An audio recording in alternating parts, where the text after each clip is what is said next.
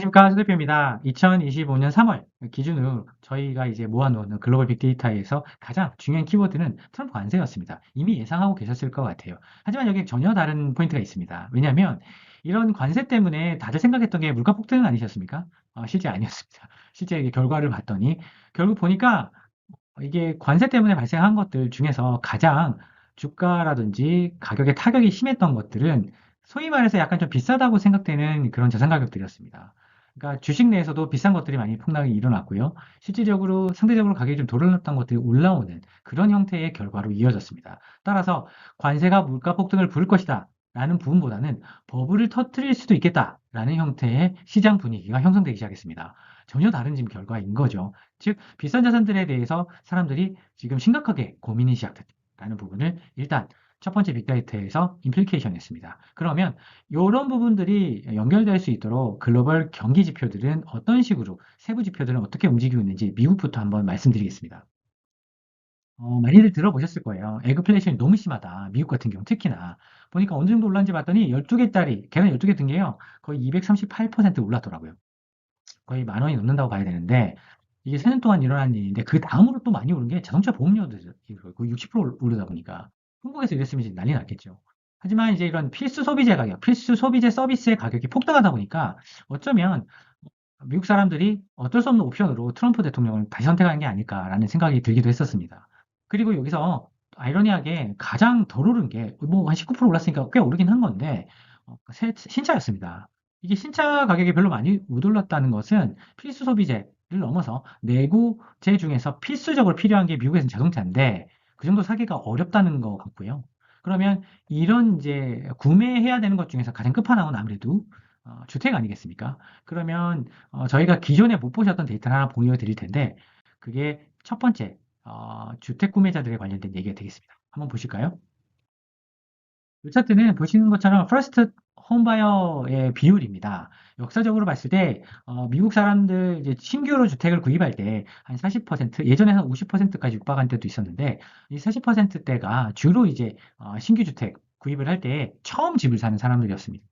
그런데 지금 보게 되면 24%까지 떨어졌죠. 따라서 기존에 한 40% 사던 게 46, 24. 그러니까 그 사람들 중에서 40%는 이제 집을 못 사게 되었어요. 보면. 그러니까 역사적으로도 가장 낮은 비율이기도 하지만 기존의 신규 주택 구입자들이 처음 집을 사는 사람들이 이 신규 주택 시장에 진입한 게 너무 어려워졌다. 라는 부분이 될 것 같고, 그러면 필수 내구 소비재를 자동차와 집 둘 다 사기가 어려운 상황이 되다 보니까 더 이상 미국에서의 어떤 소비 여력, 그러니까 미국 경제의 3분의 2 이상, 거의 70%에 육박하는 것이 소비로 이루어진데 더 이상 좀 어렵다는 것들이 여기서 이제 데이터상으로 좀 어, 확인되고, 그리고 이 데이터가 좀 장기화되는 경향이 있기 때문에 그 부분이 정말로 중요한 부분이어서 그럼 미국을 제외한 딴 데는 괜찮은지, 실제 선진국 다른 데는 괜찮은지 한번 보실까요?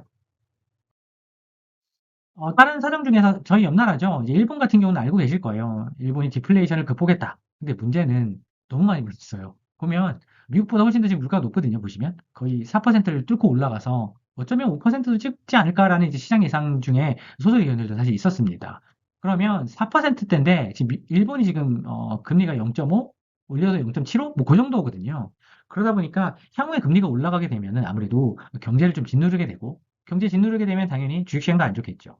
최근에 올해 들어와서 일본인 노드로들 많이 가시다가 최근에 아마 환율이 생각보다 엔화가 좀 많이 올랐네라고 느끼셨을 거예요. 실질적으로 보면 일본의 경제 지표 중에서 지금 가장 신경 쓰이는 게 엔화 강세거든요. 엔화 강세가 되면서 주가 약세가 지금 시작되고 있는데 그러면 향후에 이런 이제 미국을 제외한 선진국 중에서 그럼 유럽만 남게 되는데 유럽도 한번 보셔야 될 것 같아요. 한번 보시면 어떨까요?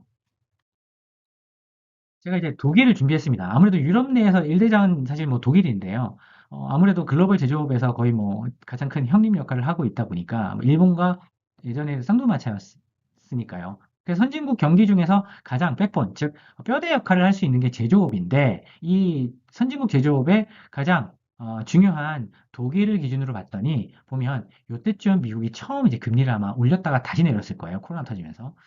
근데 그때 전후로 아예 회복이 안 돼요. 요때 기준으로 보시면 ECB가 금리를 오히려 미국보다 더 적극적으로 내렸거든요. 근데 살아나지 않고 있습니다. 따라서 지금 거의 이제 경제 어떤 뼈대라고 할 수 있는 제조업은 살아나지 못하다 보니까 뭐 사실 뭐 치아 대신에 그 잇몸이 뭐 대신한다고 스페인이 요즘 관광 경기가 그렇게 좋다고 합니다. 그러니까 서비스업 경기가 그나마 버티고 있는 거죠. 유럽을 기준으로. 따라서 지금 미국을 이제 제외한 나머지 선진국 중요한 엔진들이 지금 켜지지 못하고 사실 꺼지고 있고요. 그리고 미국 예외주의가 사실 지금 안 통하고 있지 않습니까? 그런데 이런 상황을 다 파악하고 있는 워렌 버핏 그리고 글로벌 기관 투자가 그들의 스탠스를 한번 보시면 확실히 큰 도움이 될 것 같습니다. 일단 워렌 버핏부터 보시겠습니다. 워렌 버핏은 이미 뉴스로 꽤 접하셨을 것 같아요. 거의 뭐 현금을 27%, 28% 정도 가지고 있다. 즉, 워렌 버핏이 이제 주로 이제 투자를 할 때 활용하는 회사가 벅셔 드웨이인데 이 보험사의 어떤 북을 봤더니, 그러니까 재무제표를 봤더니 현금이 거의 뭐 3분의 1 정도 들고 있다. 그런데 예전에도 이런 구간이 있었거든요. 이렇게 현금을 많이 쌓을 때가 리만 터지기 좀 전이었어요. 한 1년 반 정도부터 현금을 계속 많이 쌓았었고, 실제 리만 사태가 발생하는 전후로 해서 현금을 쭉 팔아가지고 주식을 사게 되는데, 그때부터 돈을 엄청나게 벌게 됩니다. 근데 여기서 문제는 그때보다 회사 규모가 엄청나게 커졌다는 부분입니다. 거의 3~4배 이상 커졌기 때문에. 지금 기준으로 북을 보게 되면 사실 그때에 비해서 같은 비율이라 하더라도 엄청나게 현금을 많이 확보한 건데 그때도 25%까지는 안 됐거든요. 지금 거의 30% 육박하고 있기 때문에 그때보다 엄청나게 많이 현금을 쥐고 있다. 3천억 달러를 초과했기 때문에 한국 돈으로 한 500조 원 정도라고 보시면 될 것 같은데 그러면 워렌 버핏은 이런데 글로벌 기관 투자가는 또 다르단 말이죠. 그 부분도 한번 보시겠습니다. 생각이 다른 기관 투자가들은 현금을 어디까지 지금 가지고 있을까 봤더니 1월 말 기준으로는 3.9% 정도 들고 있고요. 보통 보게 되면 한 5%에서 5%, 6% 사이를 들고 있습니다. 현금을 보면. 그런데 지금 3.9%까지 줄였고, 그리고 추가적으로 2월 달 말 기준으로 봤더니 3.5까지 떨어뜨린 것 같더라고요. 그러니까 현금을 쓸 수 있는 만큼 다 썼다라고 볼 수 있을 것 같아요. 왜냐하면 한 5%에서 6% 들고 있던 현금이 그 3% 떨어졌다는 것은 내가 일반적으로 가지고 있는 저희가 그냥 일반적으로 돈을 쓰기 위해서 가지고 통장잔고 있지 않습니까? 그게 이제 현금 비중이라고 보시면 되는데 내 재산에 뭐 정말 필요한 부분을 쫙 남겨놓지 않습니까? 그 부분을 거의 절반 가까이 털어 썼다는 얘기거든요. 그만큼 지금 기관 투자는 좀 공격적인 상황이고 워렌 버핏은 정반대의 상황이다. 그 부분을 가지고 사실 이제 한번 결론을 한번 보시겠습니다. 결론은 이게 Y축은 CPI, 즉 물가 지수고요. 이게 X축은 이제 정책금리 수준입니다. 그래서 이제 이 물가 수준만 우선 보시면 될 것 같아요. 지금 물가 수준이 높은 데가 일본, 그리고 인도네시아, 한국은 중간쯤에 있습니다. 그리고 요 어디까쯤에 사실은 보면 여기 있네요. 미국이 있는데요. 이렇게 물가 지수가 3%가 좀 넘는 이 지역들은 대부분 주가가 안 좋습니다. 대부분 주가가 안 좋아요.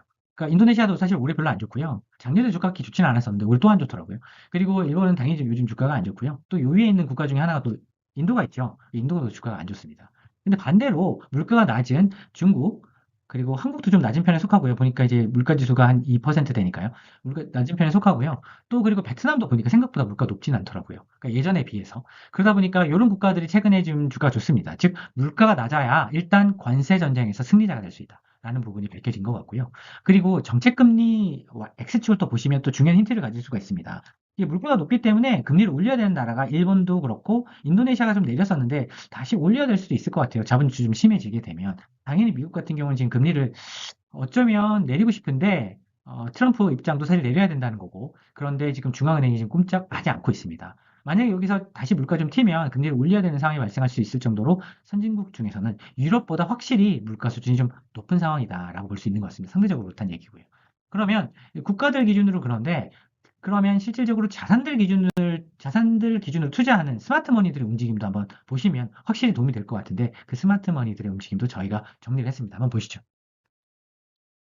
일단 제일 중요한 게 M7 아니겠습니까? 그러니까 그 거대한 빅테크 기술주 7개. 걔네들을 글로벌 기관 투자가들 BOA, 즉 뱅크 오브 아메리카에서 한번 조사를 해봤는데 설문을 해봤더니 거의 56% 정도 많이 들고 있다고들 해요. 그 이야기는 보면은 이제 회색이 12월, 그리고 하늘색이 1월, 그리고 남색이 보면 2월 달 데이터거든요.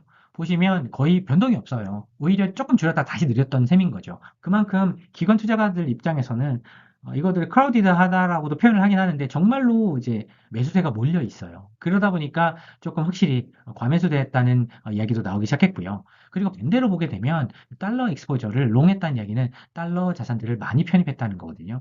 사실 이런 부분들이 1월 달에 비해서는 2월 달에 좀 줄었더라고요.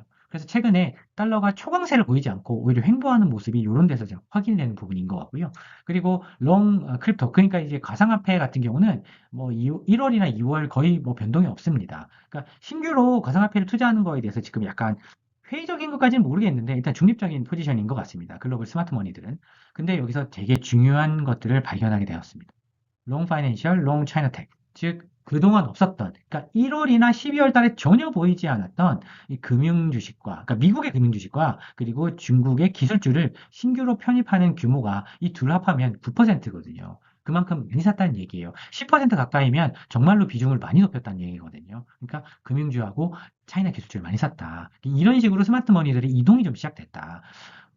따라서 이게 롱 US 달러니까 미국에 돈이 좀 빠진 것 같아요, 확실히. 미국에서 이제 스마트 머니 돈을 좀 빼가지고 그 중에서 이제 미국 밖으로 나간 것들도 있고 미국 내에서 움직인 것도 있었다라는 게 중요한 포인트 같고요. 그러다 보니까 지금 이미 시장의 변화가 시작됐는데 그런 부분들을 아직 한국에서는 크게 느끼지 못하고 있는 것 같습니다. 하지만 이런 변화들 지금 이미 보신 분들 입장에서는 동시에 느끼시고 계시는 것들이 시장의 변동성이 지금 올라오고 있다. 시장 변동성이 증가한다는 것은 선물 옵션과 같은 파생이 들어가 있는 것들이 테일 리스크에 직면하게 되고, 즉 꼬리 위험에 직면하게 되고 그런 금융자산을 이제 최소화해야 되는 시즌이 됐다라고 볼 수 있습니다. 따라서 뭐 저희가 가지고 있는 금융 상품이나 투자한 대상 중에서 무슨 콜이나 풋 혹은 뭐 퓨처스, 그 선물이죠. 이런 것들이 들어가 있는 금융 상품이 이제 줄여야 된다. 이 변동성으로 인해서 테일 리스크가 발생했을 때 바로 큰 손실로 이어질 수 있기 때문에 이제 그런 거를 줄여야 되는 시점인 것 같습니다. 그리고 올해 연중으로 봤을 때 정책 금리하고 물가는 상당히 중요한 지표이기 때문에 저희가 올해 내 이 중요한 변수들을 계속 업데이트를 해서 거기서 나오는 중요한 임플리케이션, 함의를 뽑아서 공유 드리도록 하겠습니다. 감사합니다. 스테프였습니다.